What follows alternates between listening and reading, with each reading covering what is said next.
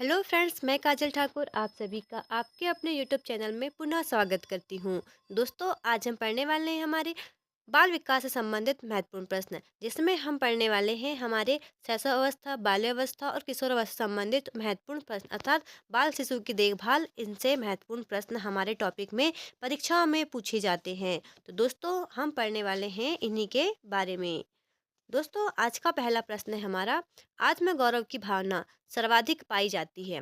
पहला ऑप्शन है हमारा जन्म से 5 वर्ष के मध्य। दूसरा ऑप्शन है हमारा 20 से 40 वर्ष के मध्य। तीसरा ऑप्शन है हमारा 6 से 12 वर्ष के मध्य। और चौथा ऑप्शन दोस्तों 13 से 18 वर्ष के मध्य। तो दोस्तों, आत्म गौरव की जो भावना सर्वाधिक पाई जाती है वह ऑप्शन नंबर डी अर्थात 13 से 12 आयु के वर्ष में यह देखने को मिलती है, अर्थात बहुत ही अधिक मात्रा में यह भावना किशोरावस्था में पाई जाती है। दोस्तों, अगला प्रश्न है हमारा, चरित्र निर्माण में निम्नांकित कारक सहायक नहीं है। पहला ऑप्शन है हमारा आदत। दूसरा है इच्छा। तीसरा है अनुकरण और चौथा ऑप्शन दोस्तों निर्देश। तो दोस्तों, चरित्र के निर्माण में निर्देश जो है वह सहायक नहीं है। किसी व्यक्ति को निर्देश देना किसी व्यक्ति के चरित्र का निर्माण नहीं करता है, अर्थात इसका सही उत्तर होगा निर्देश। और चरित्र के निर्माण में आदत, इच्छा, अनुकरण ये सभी कैसे होते हैं, यह सहायक होते हैं। थर्ड प्रश्न दोस्तों हमारा, बालक का शारीरिक, मानसिक, सामाजिक और संवेगात्मक विकास किस अवस्था में पूर्णतः को प्राप्त कर लेता है, अर्थात बालक के किस विकास में सभी पक्षों को प्राप्त कर लेता है। तो यह इसके ऑप्शन है हमारे शैशवावस्था। दूसरा है प्रौढ़ावस्था। तीसरा है बाल्यावस्था और चौथा है हमारा किशोरावस्था। तो दोस्तों, बालक का जो शारीरिक, मानसिक, सामाजिक और संवेगात्मक विकास है यह किशोरावस्था में पूर्ण प्राप्त कर लेता है। किशोरावस्था में यह विकास के सभी पक्षों को ग्रहण कर लेता है और पूर्णता को प्राप्त कर लेता है। अगला प्रश्न दोस्तों हमारा, किस आयु के बालक में समय, दिन, दिनांक एवं क्षेत्रफल संबंधित अवबोध का विकास हो जाता है। पहला ऑप्शन है हमारा 16 वर्ष। दूसरा ऑप्शन दोस्तों 9 वर्ष। तीसरा ऑप्शन है हमारा 12 वर्ष और चौथा ऑप्शन दोस्तों 6 वर्ष। तो बालक जो है समय, दिनांक और क्षेत्रफल यह 9 वर्ष की आयु में सभी चीज़ों को समझ लेता है और इन्हें अवबोध करना सीख जाता है। अगला प्रश्न दोस्तों हमारा, उत्तर बाल्यकाल का समय कब होता है। पहला ऑप्शन है हमारा 1 से 3 वर्ष तक। दूसरा ऑप्शन है हमारा 3 से 6 वर्ष तक। और तीसरा है दोस्तों 6 से 12 वर्ष तक। और चौथा ऑप्शन है हमारा 12 से 18 वर्ष तक। तो दोस्तों, उत्तर बाल्यकाल का जो समय होता है वह होता है 6 से 12 वर्ष तक। कितना होता है दोस्तों, 6 से 12 वर्ष तक के समय को हम उत्तर बाल्यकाल के समय के कहते हैं, अर्थात इस समय जो बालक होता है वह उत्तर बाल्यकाल में होता है। अगला प्रश्न दोस्तों हमारा, जिस बालक की मानसिक योग्यता का लगभग पूर्ण विकास हो जाता है वह आयु कौन सी है। पहला ऑप्शन है हमारा 14 वर्ष। दूसरा है 11 वर्ष। तीसरा ऑप्शन है हमारा 9 वर्ष और चौथा ऑप्शन है हमारा 6 वर्ष। दोस्तों, बालक जो है वह मानसिक योग्यता का लगभग पूर्ण विकास 14 वर्ष तक की आयु तक कर लेता है। कब तक दोस्तों, 14 वर्ष, अर्थात वह 8वीं कक्षा में तो पहुंच ही जाता है। इस बालक जो है मानसिक योग्यता का लगभग पूर्ण विकास 14 वर्ष में कर लेता है। अगला प्रश्न दोस्तों, निम्नांकित अवस्था में प्राय बालकों का आकर्षण समलिंगी के प्रति होता है। पहला है प्रौढ़ावस्था। दूसरा ऑप्शन है हमारा शैशव अवस्था। तीसरा है बाल्यावस्था और चौथा है किशोरावस्था। समलिंगी दोस्तों, समलिंगी मतलब समान बालकों के मध्य आकर्षण। तो बालकों में जैसे लड़कियां लड़कियां हैं, लड़के लड़के हैं, एक समूह में वो क्या होते हैं, एक दूसरे की ओर आकर्षित होते हैं। गर्ल्स गर्ल्स की ओर, बॉयज बॉयज की ओर। तो यह दोस्तों समलिंगी आकर्षण है। यह देखने को मिलता है हमारा बाल्यावस्था में। कब दोस्तों, बाल्य अवस्था में। लेकिन दोस्तों, विपरीत आकर्षण है वह कब देखने को मिलता है, तो वह मिलता है हमें दोस्तों किशोरावस्था में। जब बालक और बालिका के मध्य आकर्षण होता है, प्रतिकर्षण होता है, तो वह कब होता है, वह होता है किशोरावस्था में, अर्थात विपरीत लिंगी आकर्षण जो है वह किशोरावस्था में देखने को मिलता है। अगला प्रश्न दोस्तों हमारा, बालक के सामाजिक विकास में सबसे महत्वपूर्ण कारक कौन सा है। पहला ऑप्शन है हमारा जाति भेद।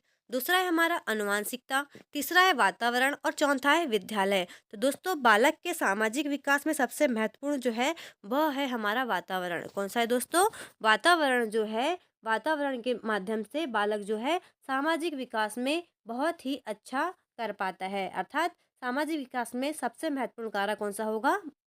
वातावरण। अगला प्रश्न है दोस्तों, लड़कियों में वह परिवर्तन किस अवस्था में होने लगते हैं? पहला ऑप्शन है हमारा शैशव अवस्था, दूसरा ऑप्शन है हमारा बाल्य अवस्था, तीसरा ऑप्शन है हमारा किशोरावस्था और चौथा ऑप्शन है प्रौढ़ावस्था। तो दोस्तों लड़कियों में जो वह परिवर्तन देखने को मिलते हैं वह अवस्था होती है उनकी किशोरावस्था। किशोरावस्था में लड़कियों में वह परिवर्तन दिखाई देने लगते हैं।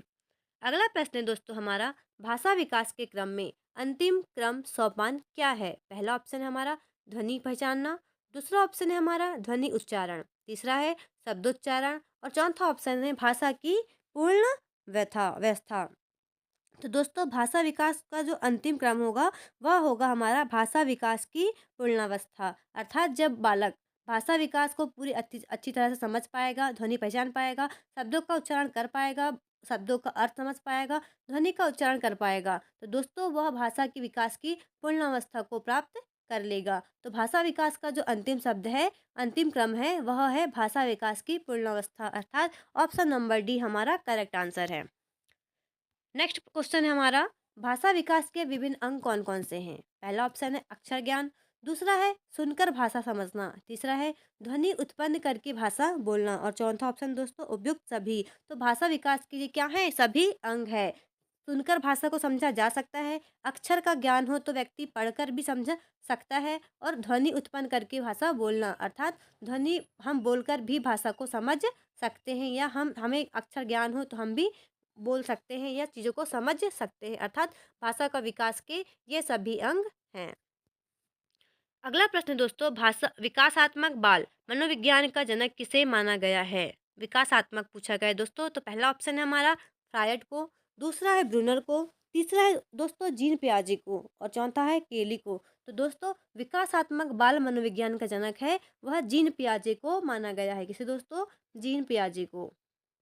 दोस्तों जीन पियाजे को हम संज्ञानात्मक विकास का प्रणेता भी कहते हैं। क्या कहते हैं दोस्तों? विकासात्मक मनोविज्ञान का जनक और इन्हें संज्ञानात्मक विकास का प्रणेता भी कहा जाता है। दोस्तों इन्होंने अपने जो सिद्धांत दिए हैं उसमें 4 चीज़ें बहुत ही महत्वपूर्ण दी है। अर्थात इन्होंने आप याद रखिएगा इनके क्वेश्चन शब्द पूछे जाते हैं जैसे स्कीमा, संगठन, अनुकूलन, आत्मसातीकरण, समायोजन, साम्य धारणा, स्कीमाटा, इन सब चीज़ों के बारे में अच्छे से पढ़ना है क्योंकि परीक्षाओं में जीन पियाजे से संबंधित बहुत ही महत्वपूर्ण प्रश्न बनते हैं। दोस्तों हम इनके बारे में बताते हैं आपको। जीन पियाजे जो हैं वह स्विट्ज़रलैंड के निवासी थे। कहाँ के दोस्तों? स्विट्ज़रलैंड के निवासी थे और इनकी जो पुस्तकें रचनाएँ हैं वो कौन सी हैं? The psychology of child, the psychology of intelligence, यह इनकी रचनाएं हैं। दोस्तों इन्होंने जो पियाजे हैं इन्होंने लारेंट, ल्यूसिन और जैकलिन इन तीनों बच्चों पर गहन अध्ययन किया था। इसलिए इन्होंने क्या किए थे? इनके ऊपर इन्होंने 4 अवस्थाएं बताई थी। बालकों की 4 अवस्थाएं कौन कौन सी हैं? पहला है संवेदी पेशी या संवेदनात्मक या इंद्रिय जनित अवस्था जो 0 से कितनी होती है? 2 वर्ष तक होती है। दूसरी अवस्था बताए थे इन्होंने पूर्व संक्रियात्मक अवस्था जो 2 वर्ष से 7 वर्ष के मध्य होती है। तीसरा बताया था इन्होंने दोस्तों दोस्तों इन्होंने बताया था तीसरी अवस्था जो बताया था वह है मूर्त संक्रियात्मक अवस्था जो 2 से 7 वर्ष से 11 वर्ष के मध्य थी, 7 से 11। और चौथी अवस्था थी दोस्तों इनकी अमूर्त संक्रियात्मक तथा औपचारिक संक्रियात्मक अवस्था। इसे अमूर्त संक्रियात्मक और औपचारिक संक्रियात्मक अवस्था भी कहा जा सकता है। यह 12 से 15 वर्ष तक की थी। ये चारों अवस्थाएं जीन पियाजे के द्वारा संज्ञानात्मक विकास अवस्थाएं बताई गई हैं। अगला प्रश्न दोस्तों हमारा, संवेगात्मक स्थिरता का लक्षण है। पहला है झगड़ालू, दूसरा है विनोदी, तीसरा है समायोजित, चौथा है भीरू। तो दोस्तों संवेदात्मक स्थिरता जो है उसका लक्षण होगा समायोजित लक्षण। कौन सा दोस्तों? समायोजित है होना यह संवेगात्मक स्थिरता का लक्षण है। किंतु भीरू, विनोदी, झगड़ालू ये सभी किसके हैं? संवेगात्मक अस्थिरता के लक्षण हैं।